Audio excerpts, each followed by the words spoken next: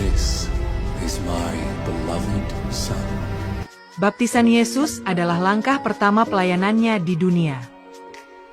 Baptisan Yesus dicatat dalam kitab Injil Markus, Matius, Yohanes, dan Lukas. Dalam kisah ini, Yesus mendekati Yohanes dan meminta untuk dibaptis.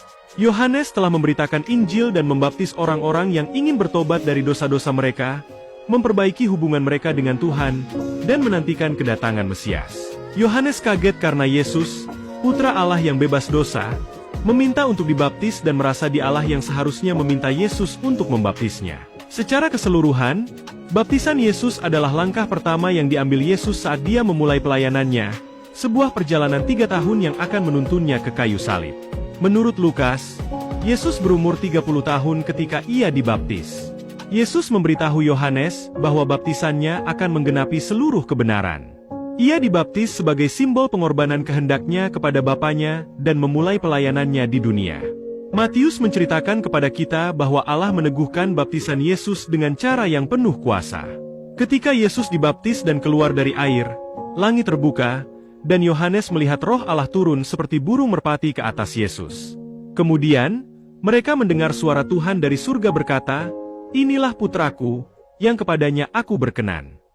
Roh Kudus menampakkan diri pada Yesus setelah pembaptisannya sebagai tanda bahwa Roh Kudus memberdayakan pelayanan Yesus dan akan membawa perdamaian antara Tuhan dan umat manusia. Ketika Yesus keluar dari air, Allah memuji siapa Yesus itu, tanpa ragu lagi bahwa Yesus adalah Putra Allah yang terkasih dan Mesias yang dinanti-nantikan. Yesus tidak perlu berbalik dari dosa atau bertobat. Sebaliknya, baptisannya menjadi tanda, baik bagi generasi orang percaya di masa depan dan Yohanes, bahwa dia adalah Mesias. Misi Yohanes untuk mempersiapkan jalan bagi Mesias telah selesai dengan peneguhan ini. Kisah baptisan Yesus dengan indah menggambarkan persatuan penuh kasih antara Tritunggal, Bapa, Putra, dan Roh Kudus. Momen dalam kehidupannya ini menandai dimulainya pelayanannya, di mana ia berpartisipasi dalam pengalaman manusia sebagai anak domba Allah yang tidak berdosa, yang diutus untuk menyelamatkan dunia. Apakah Roh Kudus itu? Roh Kudus adalah bagian yang berpengaruh dan indah dalam diri Allah.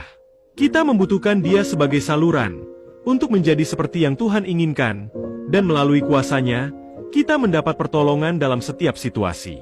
Tanpa Dia, kita tidak berdaya.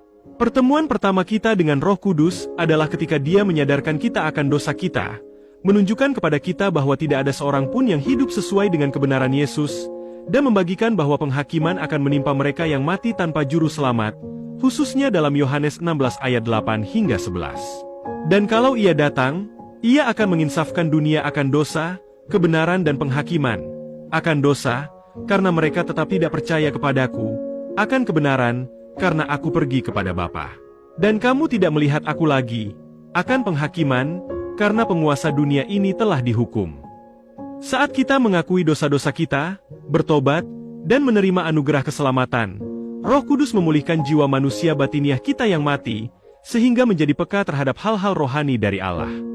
Pekerjaan Roh Kudus yang kedua adalah ketika Dia membaptis orang percaya, seperti yang dijelaskan secara rinci dalam Kisah Para Rasul 2 ayat 1 hingga 4. Ketika tiba hari Pentakosta, semua orang percaya berkumpul di satu tempat. Tiba-tiba turunlah dari langit suatu bunyi seperti tiupan angin keras yang memenuhi seluruh rumah, di mana mereka duduk, dan tampaklah kepada mereka lidah-lidah seperti nyala api yang bertebaran, dan hingga pada mereka masing-masing. Maka penuhlah mereka dengan Roh Kudus, lalu mereka mulai berkata-kata dalam bahasa-bahasa lain, seperti yang diberikan oleh Roh itu kepada mereka untuk mengatakannya. Itu tersedia untuk semua dan merupakan karunia pemberdayaan, membantu orang percaya untuk menjalani kehidupan suci. Melalui kuasa Roh Kudus, kita menjadi semakin serupa dengan Yesus dan diarahkan untuk melakukan kehendak Tuhan. Selain itu, karunia ini terutama untuk pemberdayaan dalam memberikan kesaksian kepada orang lain, sebagaimana dijelaskan dalam Kisah Para Rasul 1 ayat 8. Tetapi kamu akan menerima kuasa, kalau Roh Kudus turun ke atas kamu, dan kamu akan menjadi saksiku di Yerusalem dan di seluruh Yudea dan Samaria, dan sampai ke ujung bumi. Kita didorong untuk meminta Roh Kudus memenuhi kita secara teratur. Mintalah Roh Kudus untuk memenuhi Anda lagi ketika Anda membutuhkan kekuatan atau merasa hampa.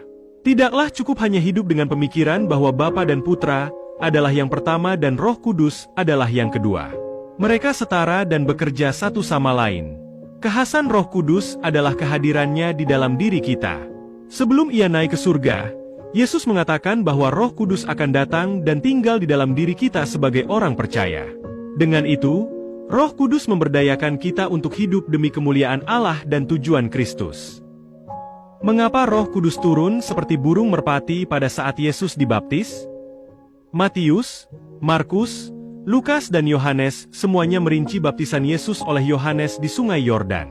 Dalam Lukas, kita membaca bahwa Roh Kudus turun seperti burung merpati ke atas dia.